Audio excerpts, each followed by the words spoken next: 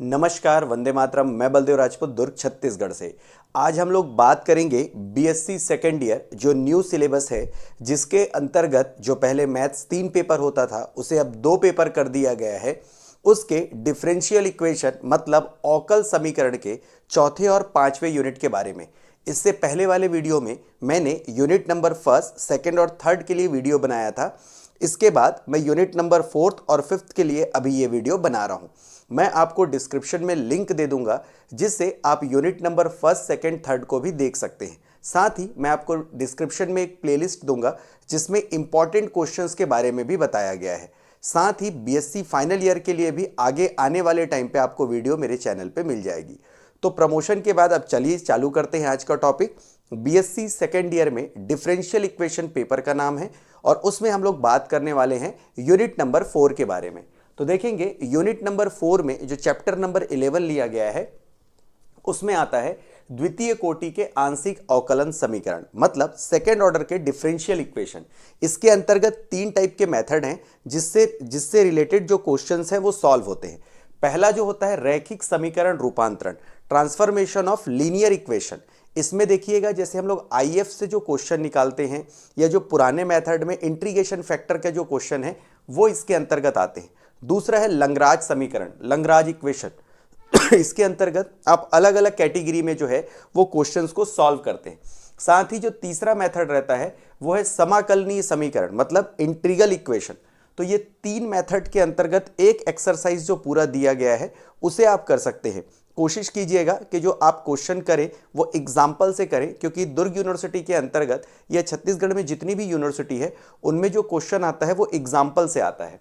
साथ ही जो अगला है विहित रूपों में समानयन मतलब reduction to canonical form, reduction to canonical form, विहित रूप में समानयन, ये इसका दूसरा प्रैक्टिस है जिसके अंतर्गत आपको क्वेश्चंस देखने को मिलते हैं। तो सबसे पहले ये 3 मेथड को अच्छे से कर लेंगे, उसके बाद ये मेथड बहुत ही इजी मेथड है। अगर आप 2-4 क्वेश्चन अगर आप बनाएंगे तो आपको आसानी से समझ में आ जाएगा। अब आते हैं चैप्टर नंबर 12 यूनिट नंबर 4 के लिए। तो इसमें पूरक फलन ज्ञात करना मतलब कॉम्प्लीमेंट्री फंक्शन निकालने के लिए क्वेश्चन आता है। वहीं पीआई मतलब पर्टिकुलर इंटीग्रल, आपको याद होगा इससे पहले वाले यूनिट में भी मैंने इन सब के बारे में आपको बताया था। तो आपको सीएफ पीआई अगर अच्छे से आता होगा यूनिट नंबर 2 का तो आप यूनिट नंबर 4 को भी आसानी से बना लेंगे। साथ ही रैखिक असमघात आंशिक अवकल समीकरण के हल मतलब लीनियर जो आपके नॉन होमोजीनियस फंक्शन है उनके लिए पार्शियली डिफरेंशियल जो इक्वेशन है वो निकालना होता है। याद रखिएगा चैप्टर नंबर 12 आपसे तभी सॉल्व होगा जब आपको सीएफ और पीआई पहले से आता हो। अगर आपने यूनिट नंबर 2 को अगर देखा हो तो उसमें सीएफ पीआई से रिलेटेड क्वेश्चंस काफ़ी हैं। तो अगर आपको यूनिट नंबर 2 आ रहा है तो यूनिट नंबर 4 में चैप्टर नंबर 12 आप आसानी से बना लोगे। साथ ही अगर ये आप 3 सॉरी अगर आप ये 3 जो फॉर्मेट है मतलब ए, बी और सी, अगर इन तीनों टॉपिक को अगर आप अच्छे से कर लेते हैं तो लगभग आपका यूनिट नंबर 4 जो है वो कंप्लीट हो जाता है। साथ ही देखते हैं यूनिट नंबर 5 में ट्रेजेक्ट्रीज या संच्छेदी, लंबकोणीय संच्छेदी मतलब ऑर्थोगोनल ट्रेजेक्ट्रीज और स्वतः लंबकोणीय वक्रकुल मतलब सेल्फ आपका ऑर्थोगोनल फैमिली। ये जो 3 टॉपिक हैं, ये जो टॉपिक है वो बीएससी फर्स्ट ईयर जब 3 पेपर हुआ करता था उसका एक चैप्टर है। इसके जो क्वेश्चंस हैं आपके 12th से रिलेट करेंगे। अगर आपने 12th अच्छे से किया होगा तो उस कंडीशन पे ये जो 3 टॉपिक के क्वेश्चन हैं वो लगभग आपके कवर हो जाएंगे। साथ ही जो चैप्टर नंबर 14 है वो पूरी तरह से फिजिक्स है मतलब मैथ्स को फिजिक्स में कैसे इंट्रोड्यूस किया जाता है उसके बारे में। जैसे आपने फिजिक्स में ये टॉपिक पढ़े होंगे, अगर उसी आंसर को अगर आप मैथ्स में भी लिख देंगे तो भी आपको पूरे नंबर मिल जाएंगे। जैसे कि इसके टॉपिक हैं मैथमेटिकल मॉडल, गणितीय मॉडल, गुरुत्वाकर्षण, ग्रेविटी, पलायन वेग, स्केप वेलोसिटी, न्यूटन का शीतलन नियम, कूलिंग इफेक्ट ऑफ न्यूटन, मेथलाइज और लॉजिकल जनसंख्या मॉडल, पॉपुलेशन मॉडल है इसका, रैखिक रूप में Bernoulli's equation for linear form और रेडियोधर्मी क्षय मतलब रेडियो एक्टिव डिके, दोलन ऑसिलेशन सर्किट, चाहे वो एलसी सर्किट हो, एलआर सर्किट हो, एलसीआर सर्किट हो।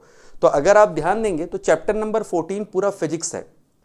अगर फिजिक्स में आपको ये सब टॉपिक मिल जाते हैं तो आप उन टॉपिक को अगर मैथ्स में भी लिखेंगे तो भी आपको पूरा नंबर मिलेगा, क्योंकि ये सारे क्वेश्चंस जो हैं वो मैथमेटिकल बेस हैं या डेरिवेशन बेस हैं।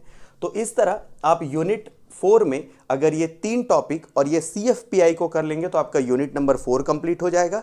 साथ ही अगर ये चैप्टर नंबर 14 कर लें और इसमें जो ट्रेजेक्ट्रीज हैं उनको आप 12th की बुक से भी अगर आप देखते हैं तो लगभग आपका यूनिट नंबर 4 और 5 कंप्लीट हो जाएगा। तो इस तरह आप unit number 1, unit number 2, unit number 3 उसको मेरी पिछली वीडियोस से देख सकते हैं और यूनिट नंबर 4 और 5 में क्या पढ़ना है क्या नहीं पढ़ना है उसे आप जो यूनिट नंबर 4 और 5 का इस वीडियो से आप कवर कर सकते हैं। कई बच्चों का एक क्वेश्चन था कि सर ये वाले टॉपिक हमारे परीक्षा सार में नहीं मिल रहे हैं या अजय माला में नहीं मिल रहे हैं। एक चीज़ याद रखिएगा, मैं ये जो वीडियोस बना रहा हूँ वो HK पाठक सर जो राइटर हैं उनकी श्री शिक्षा प्रकाशन की बुक से बनाता हूँ। मैं पढ़ाता भी इसी बुक से हूँ बच्चों को, तो जिस बुक से मैंने जितने टॉपिक बच्चों को पढ़ाए होते हैं मैं उसी के हिसाब से वीडियो बनाता हूँ। तो मैं ज़्यादातर क्यूबीज पे भरोसा नहीं रखता, मुझे बुक से पढ़ाना ज़्यादा अच्छा लगता है। क्यूबी में क्वेश्चन आ भी सकते हैं और नहीं भी आ सकते। कई बच्चे बोलते सर सिलेबस में ये टॉपिक नहीं दिख रहा है। याद रखिएगा, सिलेबस की जो लैंग्वेज रहती है वो ऐसी रहती है कि कई बार आप जब उसको टॉपिक से मिलाते हैं तो अलग अलग दिखेगा, लेकिन उसके अंतर्गत भी कई टॉपिक आते हैं। तो इस कंडीशन पे हम लोग ये करते हैं कि सिलेबस के जो कुछ टॉपिक्स हैं वो मिल गए तो अच्छा, नहीं तो पूरा बुक का जितना भी सिलेबस है उसे पढ़ाने का प्रयास करते हैं। तो मैं उम्मीद करता हूं कि इस वीडियो के माध्यम से आपको यूनिट नंबर 4 और 5 और साथ ही डिफरेंशियल इक्वेशन अवकल समीकरण में यूनिट नंबर 4 और 5 में कैसे पढ़ना है इसके बारे में आपको हेल्प मिला होगा। इसी तरह की वीडियोस को देखने के लिए आप मेरे चैनल को सब्सक्राइब भी कर सकते हैं। तो मिलते हैं अगले वीडियो में, तब तक के लिए जय हिंद, वंदे मातरम।